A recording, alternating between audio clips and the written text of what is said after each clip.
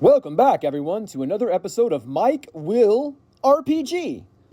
Today we're going to talk about a game available on Xbox Game Pass, should you have access to that. It's called Outriders, published by Square Enix. Now, this game is something that is an amalgamation of a bit of everything, but we thought we would bring you the scoop on Mike Will RPG. Outriders is an action, third-person, role-playing shooter, or looter shooter, if you will. Now, while this game does look pretty good, it certainly borrows from several different franchises. There are times where you'll be playing and really you start to think of a different game. Gears pop to mind, Mass Effect pop to mind from this scene you see here with the big sort of futuristic city. I mean, this game certainly calls back to several different genres and several different titles. But Mass Effect comparisons aside, what makes this game an RPG? Now, you may say this looks like Gears or COD, but where are the RPG bones here? That's a great question, and it's actually a lot closer to an RPG than you might imagine. It actually resembles most closely a cross between Gears and Borderlands, which is an action looter shooter RPG. The biggest thing is assignable powers and skills. Now, this just isn't your typical game where you have different guns and different weapon types. All of that is also there. But in addition, you also have amazing powers and skills. This skill tree you see on screen is not only full of amazing skills and other abilities, but is very simple and very easy to understand, which really separates this from a game like Warframe. This game has an extremely gratifying level system, and it does remind me a lot of Borderlands.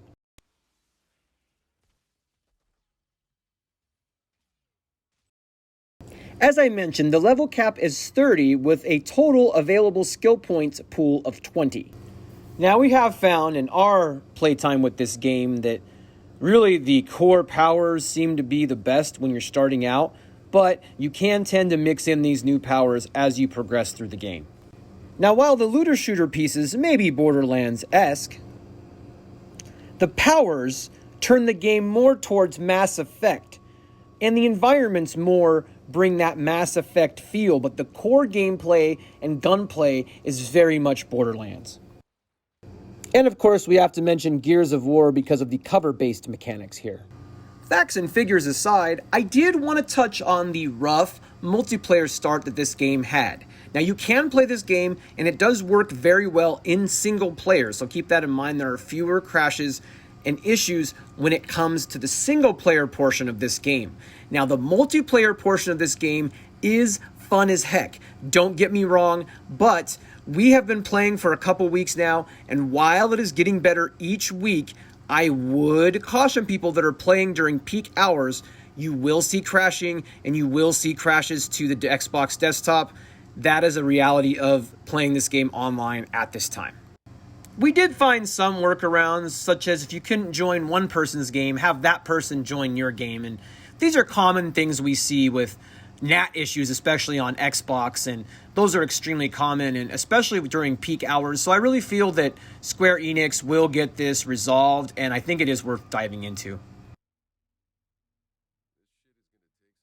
Now, my buddy Z has dropped some fantastic tips for Outriders, and I'm going to share them with you now.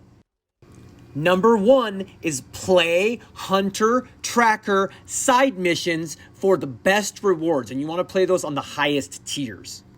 The second tip is to play the game on normal or tier 3 for the most relaxing and story-rich experience.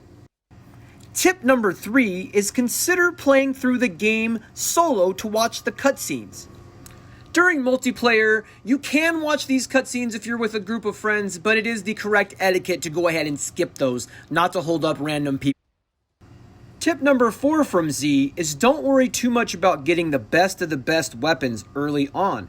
There is a post-game mode called Expeditions that will heavily expand your arsenal once the game's credits roll. Z's tip number 5 is the bounty missions are called Wanted. Like the Old West, you grab a wanted poster and go after baddies. The hunter missions are going after beasts, And both of those, according to Z, seem to net the best rewards in the early game.